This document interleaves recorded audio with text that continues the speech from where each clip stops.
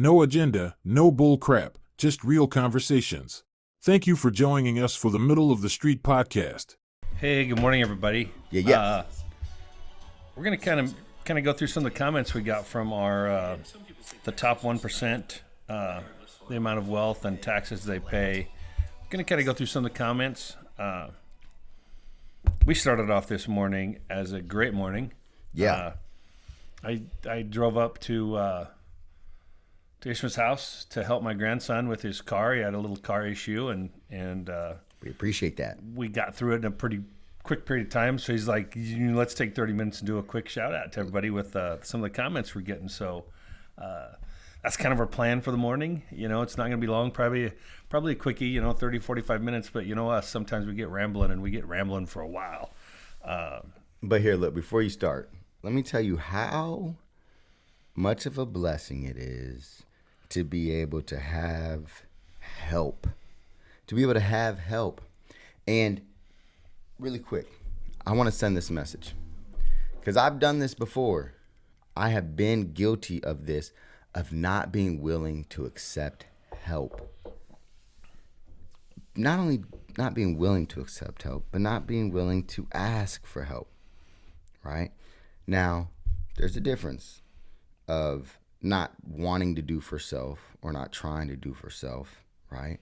But when you can get help, and when you have people that genuinely care for you, people that genuinely love you, and you have an opportunity to learn something too, accept the help. So thank you, Pops, for always being there to help us and for being willing to help. And I don't know much about cars. I know a lot about a lot of different things and a little about some things, but I know almost nothing about cars, so, except for I like a Benz. So thanks for coming. Absolutely. And before we get started here too, just would be remiss without thanking all of our service members for everything they do for us, and all of those who have passed, service members or not, remembering them on Memorial Day is pretty special. And I think that's we sometimes lose sight of what all of our holidays are for. This is a kind of a pretty cool one to me. I actually was fortunate enough this year to go down and get graves decorated for my family before Mother's Day. So I know my mother in heaven was looking down smiling, and so was my grandmother. So pretty cool stuff, man. Pretty cool. Most definitely. And I know you want to get into something specifically on comments. And so later on in the podcast, we will talk about the genesis of Memorial Day and how Memorial Day started in America. Is a cool story. So stay tuned in. At the end of the podcast, we'll go over the story of the genesis, the beginning, the first Memorial Day, and why we celebrate it, where it came from. Comments, right? So you want to get in these comments. Pretty interesting. I mean, QB80, do they actually pay that much though? Question mark. Tax breaks that only they get lessens the significance. Well, it's actually what they're paying, so it doesn't really matter. That's after their tax breaks. That's after all their deductions, after all their stuff. And then he talks about this new bill that adds $340K to their wealth, probably lessens the wealth of the bottom 50%. Yeah, this new tax legislation, just an FYI, is really just an extension of the 2017. Now, the rest of that, as Trump would call it, big, beautiful bill, changes things a little bit differently. Now, hold on. The 2017 would have been a President Trump tax code that was from 2017. So this basically just goes back to that. Yeah, so it was going to expire at the end of this year. So hold on, it didn't go back to it. It just extends it. Well, it actually, I think, is going to make it permanent into law. So it doesn't have an expiration date. Okay. From what I've read anyway, it didn't have an expiration date. So for 4 years under Biden, we were under this tax code? Yes. Okay. Yep. And that's, they wanted to let that expire to generate more money. And I've been at the other side of that whole argument of our government doesn't need more money. We need some more fiscal responsibility and not spend more than we're taking in. Sure. We wasted a lot of money. We waste a lot of money every year. I mean, I'm not going to blame just Biden for wasting money because it happens, this waste, fraud, and abuse stuff, this endless bombing and supplying bombs to places and stupid shit just drives me crazy. Yeah. circumcisions in some place, and it's just nuts. It just drives me crazy. It's kind of interesting. Here's they talk a little bit about wanting to tax that wealth. Mm-hmm.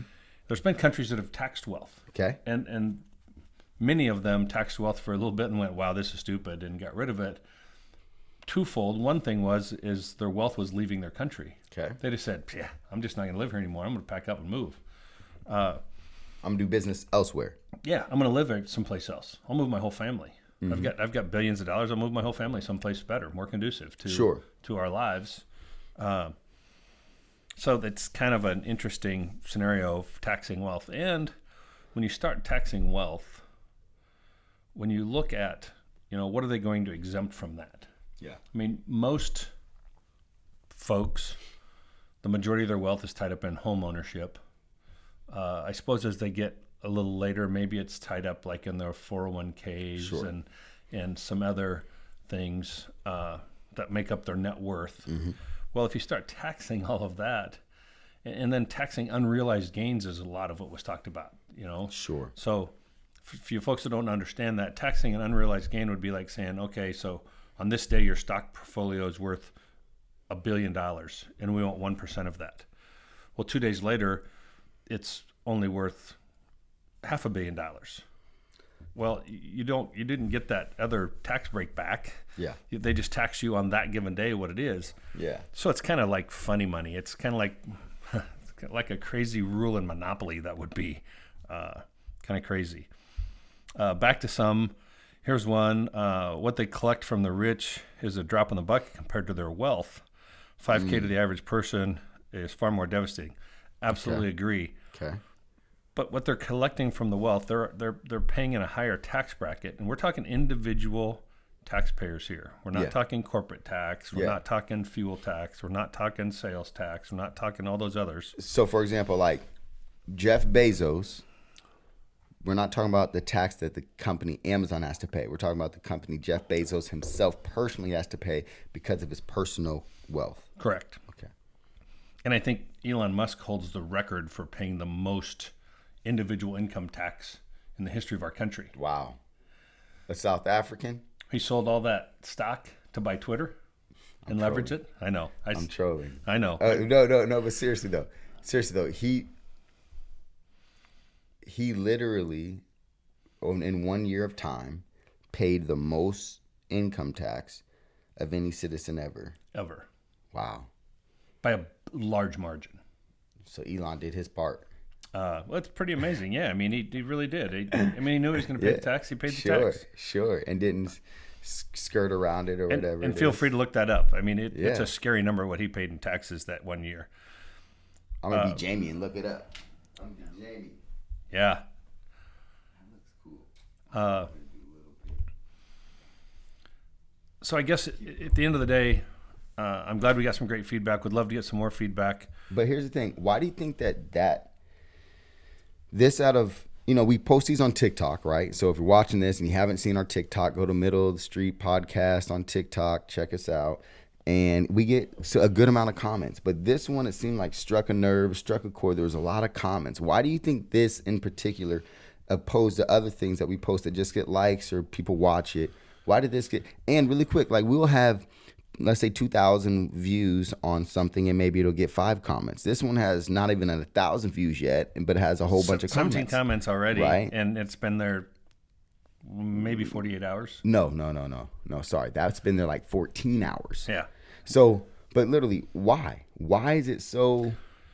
Why is this striking a nerve? You think? I think at the end of the day, people are tired of being taxed on everything they do, and that's kind of, at the end of the day, that's kind of my frustration too. I mean, you think about it, you never really own a home.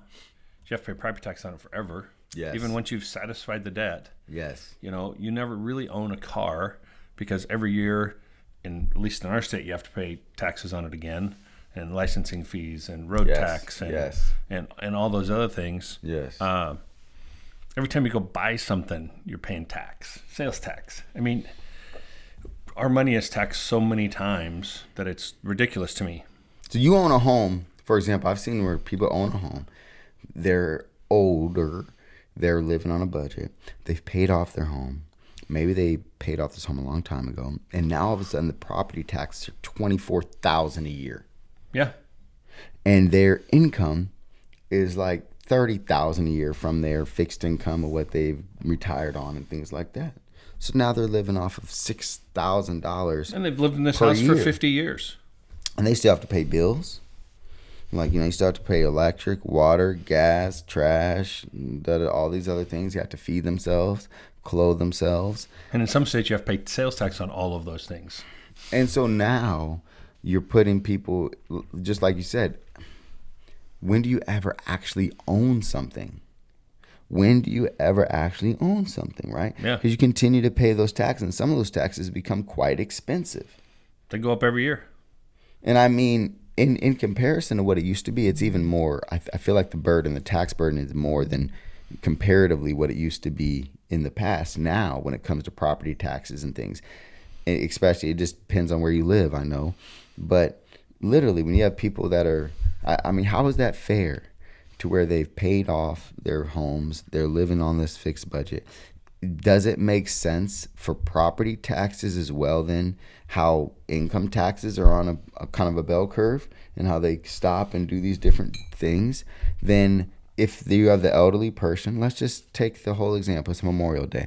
You got the elderly veteran who's living on a fixed income, and all of a sudden their property taxes are this much that they're paying because they live in whatever neighborhood it was because they did a great job of home equity and things from when they were young and kept a house, whatever. Should they be on a curve where they don't have to pay as much property tax because their income is at a certain level? And it's kind of, yes, I believe they should. But to me, it's a point of where when people get to whatever the age is, if that's 60, 65, 70, probably not 70, that's probably too old, based on our life expectancy. Mm-hmm. But at some place, 60 to 65, maybe 67, they should have a tax-free environment they shouldn't have to pay property tax. Mm-hmm. Their income tax should only be to a specific thing, like nothing on Social Security.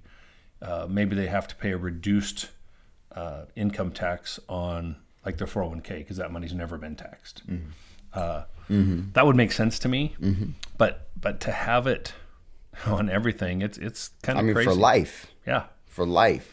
So you put in so long. I mean, do we call our senior citizens, is it 55 now? Most of it's 60. I mean, sometimes you get discounts if you want a at 55. Discount. Yeah, that's what I'm talking about. The discount at the buffet. Is it 55? 55. Okay. So 55 then. It makes sense to me to have a tax-free environment after 55. Now. If you're retired. If you're retired. Now, here's the other thing. People are going to go crazy. Well, what about the billionaires 55 and retired? Should they not pay taxes every year? Like I said, you do it to specific things. Like they don't pay anything on their Social Security. And they pay very little already on their capital gains of stocks when they sell them. Should the billionaire who's 60 still have to pay property tax? Yeah, I think you have if you're over a certain level, you you have to come up with a number. Something that kind of makes sense, right? If you have total property over $1 million, $2 million, something like that. Anything above that, then you got to pay on. Okay, so I dig it. But then some people are going to attack and say, "Well, why are we punishing the rich for doing great, or punishing someone for doing great?" And then, what about the rancher? Well, I think it's got to be primary resident. Okay, I think it's got to be primary resident of that, and then anything above that. So if I have a primary resident and 2 vacation homes, in aggregate they're over that $1 million, boom, I got to pay some. Bam. Okay. If I have a primary resident and then some agricultural land or ranch, no, we're gonna exempt that when you get to that age. So the ranch, you got it. Because what I get scared of or afraid of, I guess, is you got the old man who kept his ranch in the family forever and these things, but he's still living off a very meager budget. But his land, because it's so much, is worth $4 million or $5 million, right? Yeah, but taxes would have to kill you on something like that. It does, but like in Nebraska where we're at, taking that land off of off of the tax rolls is a real problem because in those rural communities. Yeah, because that's what pays for 80% of their roads. Yeah, 80% of stuff. I mean, it's kind of of like schools there would be done, right? Absolutely. It's kind of like in Nebraska now, where we have a lot of elderly people that will pass away.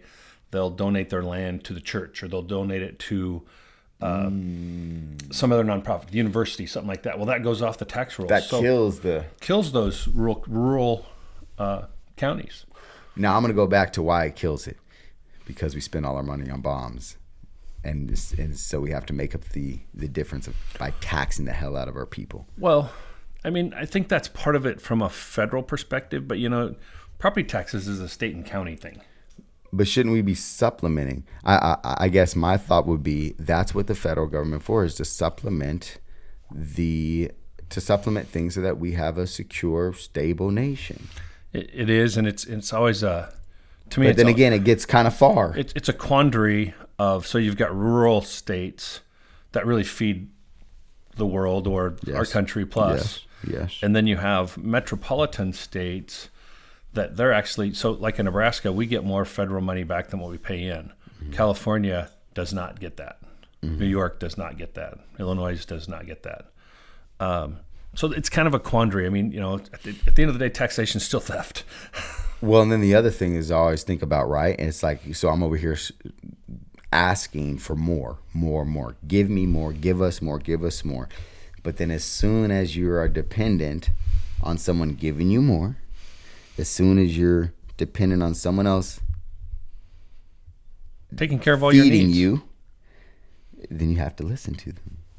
Yeah. Right? That's socialism. State owns everything. Right. Then you have no wiggle room because they feed you. So if the independence factor is really, really gone then. Freedoms. So there you go. So that's tough too. Yeah. That's tough too. I don't know which way. That's real tough. Darn, I wanted to bring up something else. I forgot. I was going to delve right into something, but then you sparked my creative juices went flowing when it comes to, man, how are we going to take care of elderly that are getting taxed to death? Yeah, we have to figure out a way. The other one that was kind of a really cool, fun one that we got actually quite a few comments on was the little snippet when we were talking about T.O. Oh, Tom Osborne. That's a good one. Oh, yeah, put that up to the mic. Oh, yeah, they'll like that. How come it's not coming? Oh, okay, so here's what happened. Like TikTok, I don't know it that good, right? So I popped something, and then I did something else, and they asked me to change the music. Here we go. From Nebraska under Tom Osborne that's going to talk shit about Tom Osborne. I mean, he just... Like you just can't. There's a godly man who walked the walk, talked the talk, and Tom would probably be the first person to say, but I was a long ways from perfect. Oh, yeah. And I was a sinner. Oh, yeah. I'm not the perfect man. Mm-hmm. Big Tom, man. Tom. But I love me some Tom. Well, and I don't even... his team needs program that's still going today is phenomenal to me. Show me a player. So we're talking about Tom Osborne, the legendary coach of the Nebraska Cornhuskers, who won 3 national championships and a whole bunch of Big Eights. But bigger than that, we were talking about the man that Tom Osborne is, more than the football coach, but just the man. And it was funny. At first, I saw the one comment. The brother said, I love Tom Osborne so much we named our son after him. Right? And I thought that was hilarious. And then somebody else commented under that. They're like, you named your kid after Tom, or you named your kid Tom Osborne? Yeah. Like somebody named his kid. Obviously, they named him Tom. They probably didn't name him Tom Osborne. Hey, I wonder if this is the middle name too. Who knows, like man? Tom Osborne. If you're watching, tell us how far did you go with this Tom Osborne thing? But then somebody else, they brought kind of a serious tone to this, right? And they had an accusation, basically a comment that said Tom Osborne may have been cool to the guys he was coaching, but he covered up abuse towards women. I'll read the comment. Can't show you a player, but we can show you women that he helped cover abuse. Hell Frost did it in the closet as Phillips did, and that we whole already talked thing about with the Phillips thing. We talked about it. Thing. I didn't post that though. I need to post the Phillips things. But I think what he's talking about is he's saying, okay, during that time in the 1990s, of Husker football, there were now some accusations that I've heard of that were happening back then. They say that were saying that certain players had accusations of rape during their playing days. It was frat parties and different situations where they said that they had sexually assaulted different women, and allegedly this was being swept under the rug by the administration or by the college. And I'll keep it 100, as the kids say, right? Keep it real. That's definitely been an epidemic everywhere, I think, in the country, maybe in the world, right? Of sexual abuse being swept under the rug, or different things, criminal things happening to keep an establishment or a certain perception of an establishment or of a football team or of a government or whatever it is, right? Or school. Of a school, there you go, to keep it so it's not looking like they are guilty of something or doing these bad things. So I can't speak to what happened or what may have not happened, but what I don't believe is that Dr. Tom Osborne covered something up, right? If there was a cover up, if there was something happen, if if women were assaulted, first thing, that's horrible, and I'll pray for you. And that's not. It's not. There's nothing to be said about to excuse. Not that, acceptable. Right? There you go. It's not acceptable. There's nothing to be said to excuse that. What I'm saying is, I personally don't think or believe that Tom Osborne, if he knew about it, would have covered something like that up, or would have gone to cover something like that up. Now, some people would say, oh, the Lawrence Phillips thing would show you that he would have. And I would argue to the contrary, is that he didn't cover anything up. He let it be known. What Dr. Tom Osborne said was that we have these punishments and these consequences, right? These consequences, these disciplines to put in place. And if he does all of these things to redeem himself, then we will give him another chance. They didn't say that he wasn't guilty of something or that he didn't do something or try to cover it up, right? When it comes to Lawrence Phillips.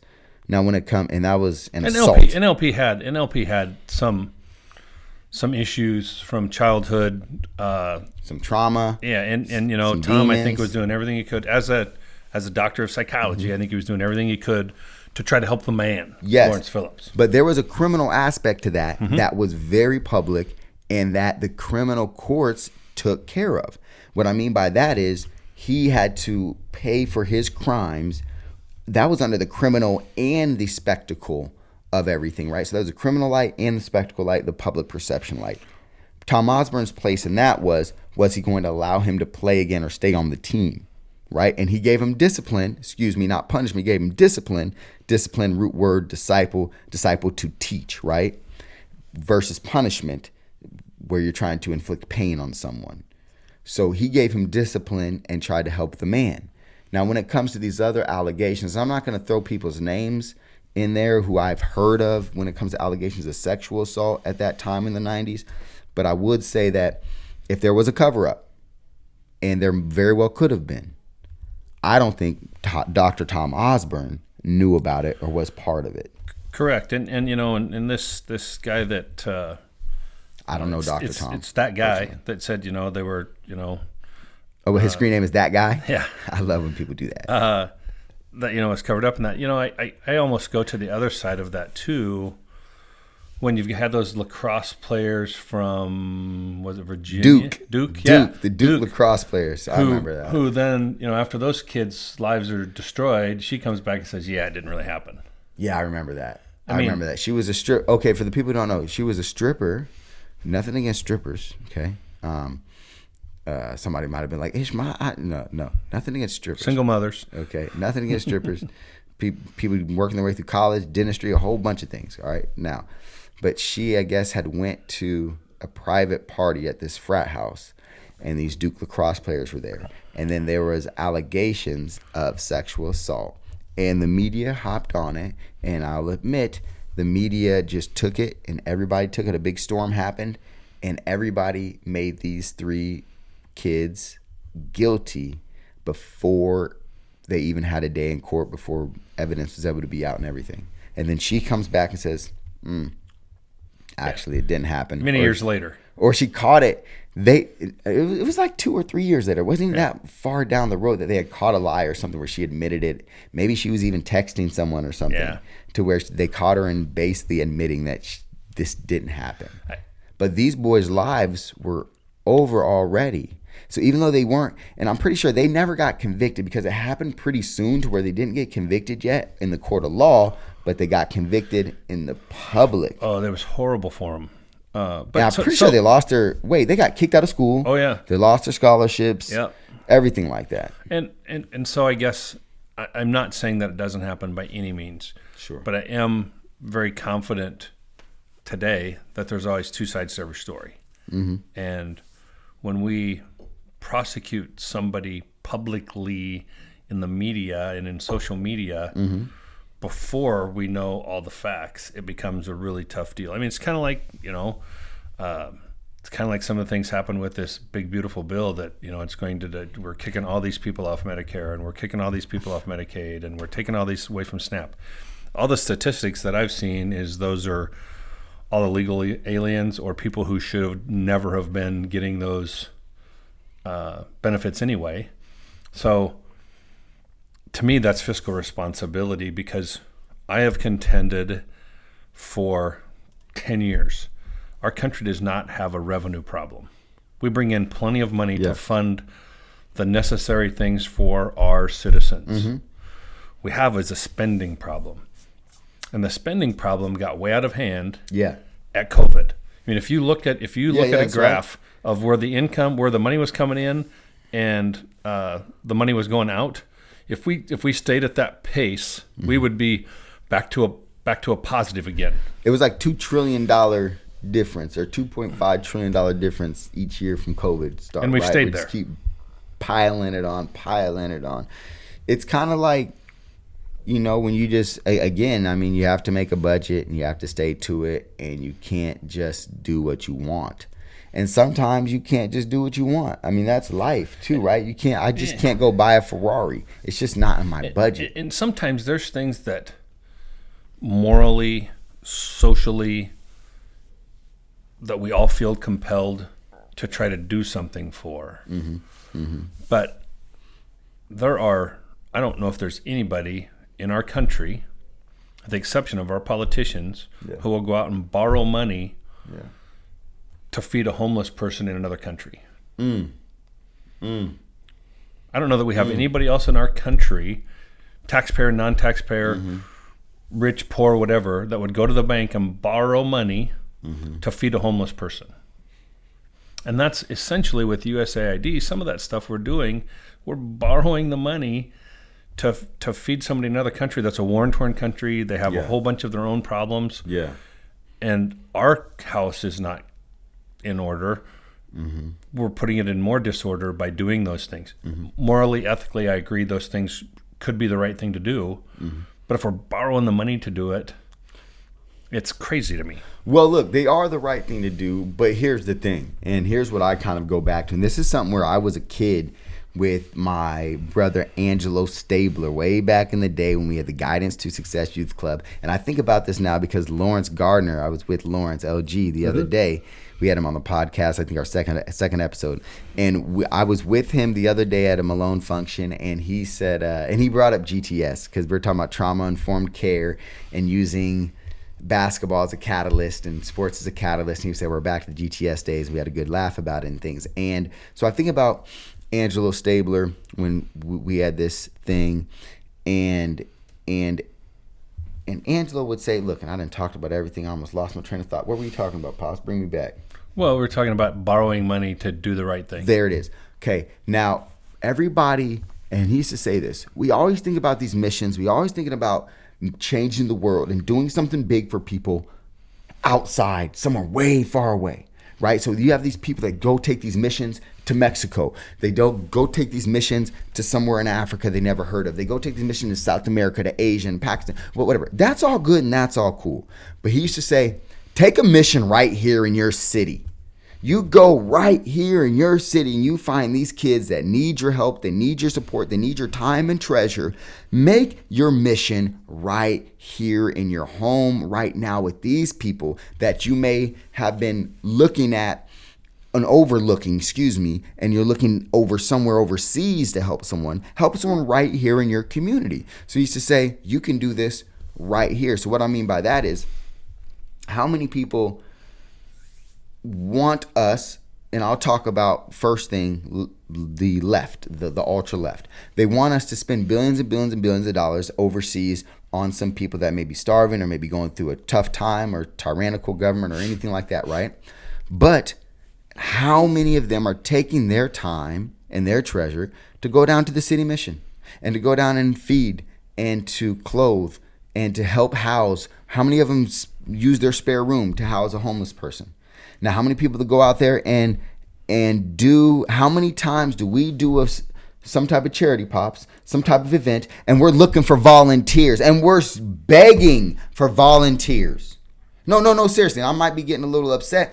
And I'm not upset about doing the work, because I love the work and I'm blessed to do the work. And I thank God that we get to do the work. Alhamdulillah, we get to do the work. But the thing that is horrible to me is that you have so many people that claim to be so holy with their thoughts and holier than thou with what they post online, but they don't come and even spend 3 hours to help hand out presents to people or hand out turkeys or food to people or help to get a line created to be able to give out the resources that we have for people to help the people right here in their own city. How many people go to the city mission? They help to hand out the lunches, to hand out the food. You don't even have to give your treasure, just your time. And that's what bothers me, is that how many people will say that we need to spend more of our tax dollars, more of our money on doing something, when they haven't even taken the time to invest in their own communities to make change, to make positive change, and to do something.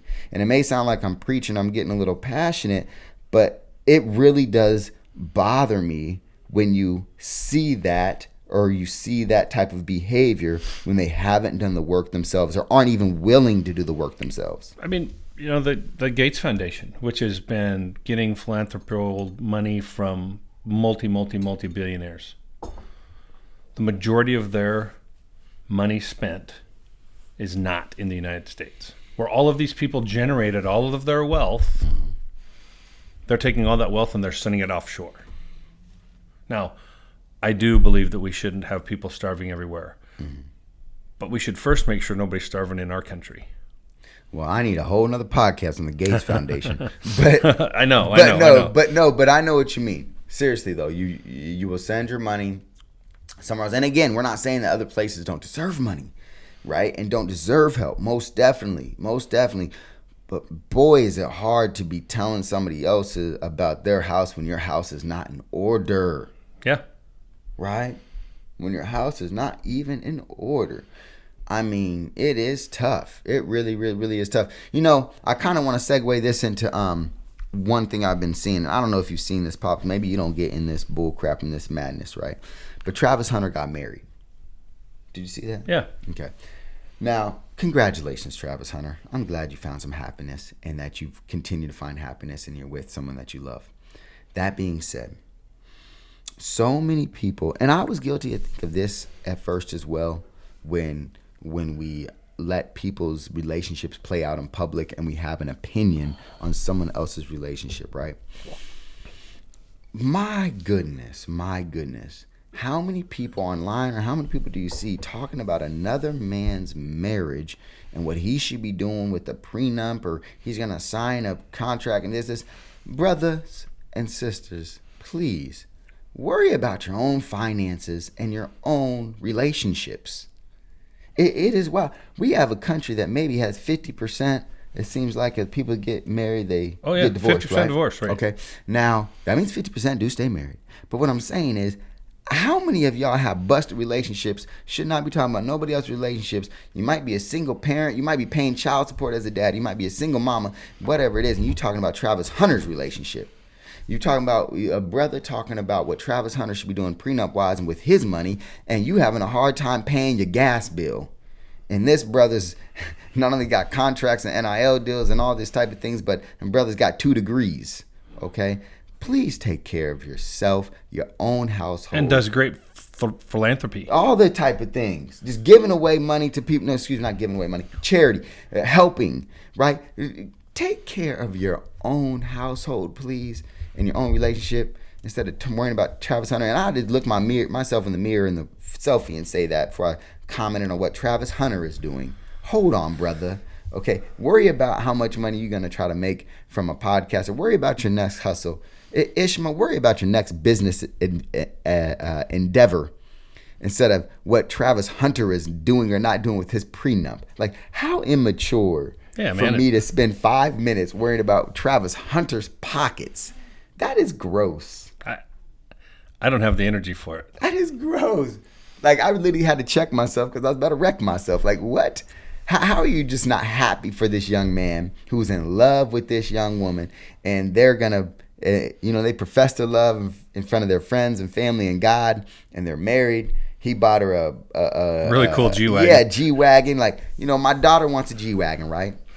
And that's what Dad, can I have a G-Wagon? I said, baby, here's what it is. Everything she done asked me for, I done gave her, right? So that's the problem. And I'm keep it real. I don't really have the. We're not doing a G-Wagon, okay? But that being said, right? How cool is it for her future husband, right? To make her so happy and to honor her so much that he makes a wish for her come true and gets her dream car, a G-Wagon. So I think about that, like, right? If Travis Hunter's wife, she's probably a little girl, always wanted a G-Wagon, maybe even asked her daddy for a G-Wagon. Maybe her daddy was like me. It was like, baby, I love you, but a G-Wagon ain't happening. It ain't in the cards, okay, sweetheart. A G-Wagon just ain't happening right now. And then she finds a man that does what a man's supposed to do and fulfills the dreams and wishes of his wife. And people are hating on that. Yeah, and I don't get it. People are hating on that. Come on. And I don't, I'll be honest, man, I don't know Travis Hunter at all. I mean, I know him from social media. I know him from TV. That's it. Yeah. But it looks to me like he's living his life in a pretty solid fashion, as if 95% of Americans did that, we'd have a way better America. Hey, Pops, you can say that again. Look, the brother, look, okay, everybody knows I'm not a saint, right? The brother don't drink, right? The brother don't drink. You will see me be happy with some water turns to wine, okay? Now, the brother don't drink. He don't have an entourage. He don't be out there with 20 people and have an entourage, right? You will see me on my birthday with a group of brothers, won't you? With a group of people. That brother don't even have an entourage, okay? This brother will not go out. He don't have a club bone in his body. When he dances at home on TikTok in his basement, he does his dances with pajamas on. Stays at home, takes care of his wife, his now wife, plays his sport, gets his grades and done with college and got his degree, just like you said. Which 95% of America did that. We wouldn't be looking like our time is over. Well, we wouldn't be looking like the empire is falling. And kind of a closing on that before we go into the Memorial Day stuff. So we've already blown through a half an hour plus. Have we? Yeah. That's what we do. That's funny shit, man. Travis Hunter obviously had some great parents that supported him and helped him and helped guide him. Yes. And I think that parental love, parental caring, which sometimes is really hard because, we were all kids once. We all make mistakes. But having that love and having that support at home, I'm guessing, and I do not know Travis Hunter's parents. I don't know the situation. I don't attest to, but it would appear to me as though he had some pretty solid people in his life that helped mold him into the man that he is. Well, most today. definitely. No, most definitely. And think about this, because I love that point. And to think about what type of parents you have to have that let you help you block out the noise and do something like, you are the number one recruit coming out of high school. I'm not talking about the number one recruit in your position. No. The number one recruit coming out in high school. You sign a letter of intent to Florida State, okay, to the Seminoles, to big time college football, of so many legends coming out of Florida State, the coaching, the facilities, everything. And then Prime comes around. Coach Prime Deion Sanders comes around and he says, hey, look, young man, I can help you get to where you want to be. I will help mold you into a man. and let's make history together. Come to JSU, to Jackson State University, and make history at a HBCU and do what nobody has done. Break the mold, right? And I'm not going to hold you to playing one position. I'm going to let you do what God gave you, the talents that he gave you. I'm going to let you do those on the field, right? And so Travis Hunter, think about this. His parents have to help guide him and say, you know what? You can take that leap of faith with Coach Prime. You don't have to go to the traditional blue chip, amazing powerhouse, college, and you can make it happen at JSU. Now, what happens at JSU? He comes his first year, and he has a little injury of a tweak, and you know what Prime does? Doesn't let him play. He sits him. He makes Travis sit for like 8-9 games, and Travis Hunter is livid. He is livid. Now, think about big-time college football at Florida State, a place where you have to win now. You can't not win now because these coaches are on the hot seat. And these coaches need to win. They want to win. Their jobs are on the line. And so if you have a player that says, hey, I'm ready to go, right? And the coach knows that player can help them win, what's the coach doing? Let him play. Let's go. You're going to let him play.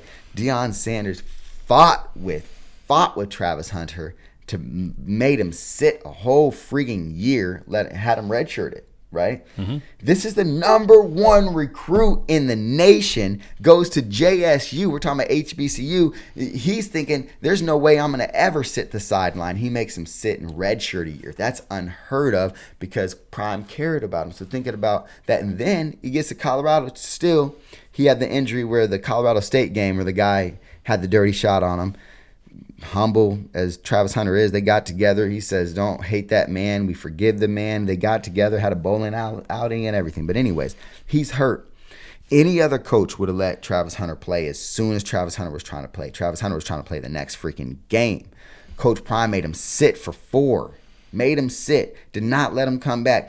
You could see at a team meeting, Travis Hunter sent a hate letter basically to Deion Sanders saying, you're not going to hold me off the field. I'm going to play. I'm going to be with my brothers no matter what. Deion Sanders read it in front of everybody, Coach Prime, so he could let everybody see the emotion. Yes, and the vigor that Travis had for the game and for the love of the game, what he wanted to do for his brothers out there. But he says, I love you too much to let you play, right? And so I think about how the parents helped him make that decision to follow a man like Coach Prime and what it amounted to, right? Travis Hunter was going to be great, but he is not going to be the number 2 pick in the draft, and everybody knows he's going to be able to play both ways over there in Jacksonville, right? Because of what Coach Prime did. So when you talk about parents letting him be or guiding him through that as well, oh, man. Parents and mentors, I said. I mean, because yeah. it's both. But his parents had to allow. Oh, yeah. Had to allow Coach Prime to take the extra step with him and to let him, because a lot of parents don't know how to give up their kids a little bit, right? Oh, yeah. Like they hold on too much and they have to dictate everything. Helicopter parenting. Yeah, they got to dictate it, right? And it's something, and so that's something that I've when I have peers or other people that I know can teach Ishmael something, or when he goes with you, and I'm like, hey, just go with your grandpa and learn. Yeah, yes, go off and take the trip, right? Go do that and learn, because there's so many things that someone else can teach your kids that you can't. But if you think you can only teach them, that you can only guide them, that you can only, that's why I love how you brought up his parents, because part of parenting is being able to let someone else guide them as well. Yeah. That you trust, that you think is going to do well. And, I mean, you're not going to turn them over to a complete jackwagon, but, somebody that you trust of character that's going to help develop their character. Because, kids develop, and I say kids, I mean, to me, they're kids till they're 22, 23, 24 years old. Males especially, before their brains developed. And they need, early on, obviously, they need their mother and father, and they need that type of loving and diaper changing and all that. But as they grow, they need more outside influences that are positive influences that challenge them differently than their parents do. Because, let's face it, by the time we were teenagers, our parents were stupid. They didn't know anything. Yes. It wasn't true, but that's how we felt. 100%. So I know it better. having the best outside people with your children is so important. I mean, that shows to me real unconditional love and real unconditional opportunity for those kids to grow. Yes. So. No, 100%. And that's what it's about. Being able to do that, I think, is beautiful. And I loved how you brought that up. I just had to touch because it's huge. It really is huge. And I always catch a nerve with you somewhere. And I'm telling you, man, it's like, it's just huge because it was so beautiful. Oh, yeah. You know, and then when you got to see the Heisman Trophy thing and you seen how much Coach Prime was emotional for that. And then the love that Travis gave out to his father was just so beautiful as well. And it was just touching. And for some reason, Lil Wayne was there. But it was So we're well over time, but let's get into Memorial Day. Okay, Memorial Day. I love history. I'm a history buff. And so many times, I think for some reason, I'd loved history for sometimes the wrong reasons, right? And I've learned as being older to appreciate history for the more of the right reasons of finding the optimist viewpoint, right? To look it through the optimist viewpoint. And that's the only real way to look at something is through the optimist view, right? You need to have a problem. Well, you definitely have to look at everything with an open mind. You cannot be overly optimistic. You can't be overly pessimistic. You have to go into it with an open mind and look at facts and then draw your own conclusions on what this really is. So many people today get so caught up in social media and the media that they accept their opinion and never develop their own. So Hear that. That's real. That's real. I kid you up, man. That's real. Okay. So Memorial Day, the origins of Memorial Day is traced back to the first Memorial Day that was actually ever celebrated was May 1st, 1865 in Charleston, South Carolina. There was a mass grave of black Union soldiers that was made. And they just had a mass grave of a bunch of Union soldiers that was kind of unnamed. And these black folks in South Carolina wanted to honor these unknown people in this grave, in this mass grave. And so they made a Memorial Day that celebrated those Civil War soldiers. Those are Union Civil War soldiers, Buffalo soldiers, if you will. And they made big celebrations and made it an annual thing and really gave out love to the veterans who helped to make the country a bit different, right, from the Civil War. And safe for everybody. Much more safe for everybody. And started that tumbling into the next chapters of where we're going. Now, that caught on and became then a national holiday to where it went not just celebrating those black Union soldiers, but celebrating every American soldier or veteran that has served or been a part of wars, been a part of protecting the country, or unfortunately sometimes been a part of being brainwashed and used. But in the spirit of sacrificing for others, in the spirit of freeing others, in the spirit of bringing liberation to people, Memorial Day was created by these black folks back in the day, celebrating these Union soldiers from Civil War. So I thought it's a cool thing. It's a cool thing. And like I said many times as well, so many times black culture like starts or dictates American culture, which is it's what do they call it, like black magic, in a good way. Like, people say black magic like in a bad way, but they say black girl magic or whatever like that. But it's a cool thing. But now we get to celebrate all people. My grandfather, he's a veteran of the Navy. He was in a submarine, a diesel submarine, far under the ocean. And right now to this day, the gentleman, he can barely hear because of how loud the damn diesel submarine was always in his ear, right? So he has all these crazy Navy stories. And I want to make a movie on it one day because he has these really cool submarine Navy stories, right? But to think about that as a 16-year-old kid, his 16-year-old kid lies, says he's older than he is, to get into the Navy, right? And this is the 58, I think, 1958. No, excuse me, it's 1956. 1956, and he sneaks into the Navy, basically, right? And then you're a kid, you go through all the training, whatever, but then you're literally a kid hundreds of feet under the freaking water in a metal Tube. What the fuck? In a metal tube that you hope doesn't implode. I just think about not only the bravery, but just the things that people do in life, man. Like the things people do in life. And so what the Army was to him was it was an opportunity to make something of himself. The Navy. Or excuse me, the Navy, thank you. But the Navy was the opportunity to make something of himself. And so how many people joined one of the armed forces just as an opportunity to make something of themselves? And then he goes on and he part of the GI Bill, he gets to go to college, right? He gets to get all this health insurance and all these things, and it's worked out great for him. And he's a proud Navy guy, right? Flies a flag and all those type of things. And how many millions of servicemen have that type of story? Or servicemen and women? Many. I mean, I have a cousin, nephew, and we have a nephew that he went to the Navy and got out, went to school, GI Bill, doing great things, great person. He was on a flat top his career. But, my cousin was on a flat top, big chunk of his. He was in the Marines. Mm-hmm. That's the cool thing about the Navy. They give the Marines a ride anywhere they need to go in the world. I was really close to becoming a Marine and fell in love and didn't. But thankfully. But, kind of really cool stuff. And so I just want to say thank you to all the veterans on Memorial Day, to all of the fallen folks, not just veterans, but all of the fallen folks. Because in our country, the interesting thing is if you weren't a veteran, there was probably somebody home in our country that was supporting you mentally and physically with thoughts and prayers and letters and a whole bunch of other things. So I really want to thank all of those fallen folks from our country with a lot of love. And thanks for listening to us this morning talk about some of our comments. Yeah.